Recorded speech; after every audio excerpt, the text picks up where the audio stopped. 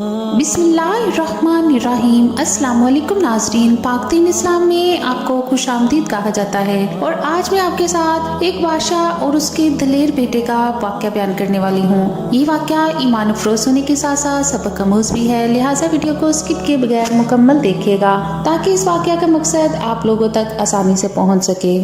तो चलिए video start करते हैं। एक बादशाह का एक ही बेटा था जिसे राया शहजादा दलेर के नाम से पुकारती थी, क्योंकि उसने बचपन में बहादुरी के बहुत से काम किए थे। जब वो 10 साल का था तो बादशाह ने उसे तालीम हासिल करने के लिए एक उस्ताद के पास भेज दिया। शहजादा बहुत बातूनी था, उसे हर वक्त बोलने की आदत थी। बिला जरूरत बोलने की वजह से हर कोई उससे परेशान था। उसके उस्ताद ने उसे खामोश रहने के फायदे के बारे में समझाया तो उसने बातें करना कम कर दी। अब वो सिर्फ उस्ताद से बातें करता या फिर कभी जरूरत के तहत किसी से मामूली बातचीत करता। जब वो तालीम मुकम्मल कर चुका तो महल वापस आ गया। उस्ताद का सिखाया हुआ हर सबक उसे अच्छी तरह याद था। वो महल लौटने के बाद भी कम बोलता था। बादशाह, मलका, वजीर सब शहजादे को देखकर हैरानो परेशान थे कि आखिर उस्ताद ने उसे क्या तालीम दी है जो उसने बोलना कम कर दिया। वो अब हर वक्त बुत बना रहता, जैसे कोई गम लग गया हो।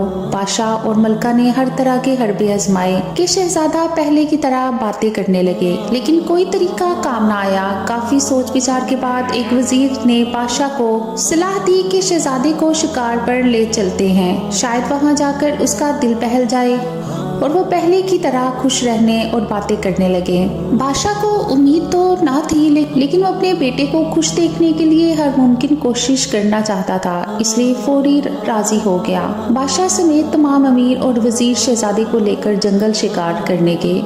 अब मसला ये था कि बादशाह की सवारी जंगल के जिस हिस्से से गुजरती, उनकी आहट की वजह से वहाँ के तमाम जानवर पहले ही चुकन्ना हो जाते और महफूज मकाम पर चले जाते। इस तरह शाम हो गई। जंगल का सन्नाटा बढ़ता जा रहा था। दिन भर घूमने के बाद भी जब कोई शिकार हाथ ना आया तो वजीर को ख्याल आया कि अगर खाली हाथ लौटे तो लोग बातें बनाएंगे कि बादशाह, शहजादा, वजीर सब मिलकर एक शिकार तक ना कर सके। अभी वो इसी सोचों में गुम था कि सुनसान जंगल में करीबी झाड़ियों से उल्लू की आवाज आई। हर एक की तवज्जो उस जानिब हो गई। वजीर ने सोचा कुछ ना होने से बेहतर है कि कुछ हो। कोई बड़ा जानवर ना सही, उल्लू ही सही। जिस जानिब से आवाज आई उसने उसी जानिब बंदूक से फायर कर दिया। बंदूक से निकली गोली आन की आन में उल्लू को जा लगी और वो मौका पर ही दम तोड़ गया। शहजादा उल्लू की हालत देखकर कहने लगा, बेचारा बोला और मारा गया, अगर खामोश रहता तो बच जाता।